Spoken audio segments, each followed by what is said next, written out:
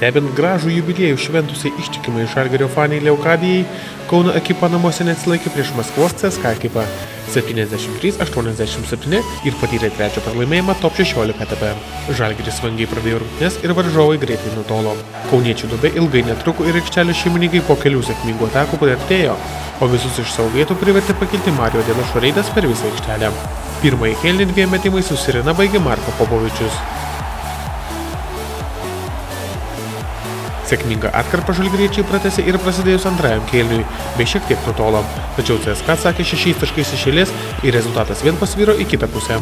Kauniečiai kelissyk sėkmingai užbaigė atakas, tačiau per paskutinės 3 antro kėlinio minutės nesisekė nei pelnyti taškų, nei išprašyti pražangų už grubų varžovų žaidimą. CSKA pirmąją rungtynių pusę baigė 7 taškais iš eilės ir pirmavo. Svečiai ypač galingai pradėjo antrą rungtynių pusę ir įgijo dviženklį pranašumą. Kauniečiai bandė perlaužti rungtynių eigą savo palankia linkme, tačiau CSKA sėkmingai atakuodama iš toli po 3 kėlinių pirmavo 14 taškų skirtumu. Tramelas Dardinas dėjimu bandė gaivinti viltis kautis dėl pergalės, tačiau kamuolys ir toliau slydo iš rankų. Svečiai ir toliau taikliai metė iš toli ir pirmavo 18 taškų skirtumu. Žalgiriečiai pabandė atrasti jėgų paskutiniajam šturmui. Džeberas taikliai atakavo iš toli, o po to perėmęs kamuolį pelnė dar 2 taškus.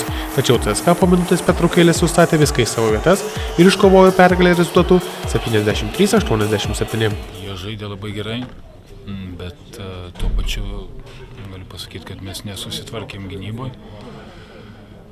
Leidom jiem daug gerai į ritmą įeiti, lengvus metimus ir gerus metimus pataikė pradžioj ir gerą ritmą įvažiavo.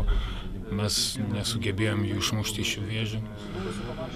Gynėmės, matėt, tikrai ne per geriausiai ir žodžiu, galiniam rezultate pabaigoje bandėm spaust, forsuot daug, bet žodžiu, kad patys mes nebuvom neritme ir tikrai sunku žaisti gerą krepšinį.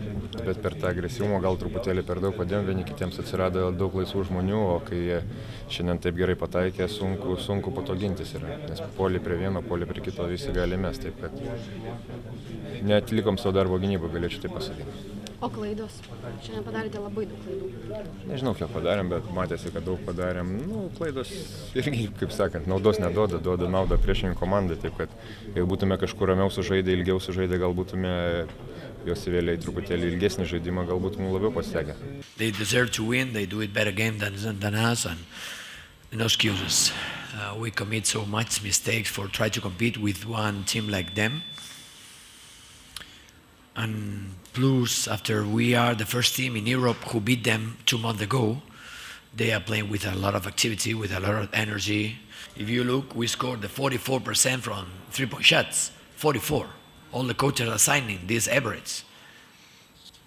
But our missing shots permitting them to run so easy fast break. And then we cannot stop. We don't have a really good defensive balance. And we provoke so many easy layups for them. Kauno ekipoje rezultatyviausiai rungtyniavo Marko Popovičius, surinkęs 16 taškų. Tramelas Dardinas pridėjo 12. CSKA ekipoje išsiskyrė Milošas Teodosičius, pelnęs 24 taškus. Vladimiras Micovas pridėjo 20.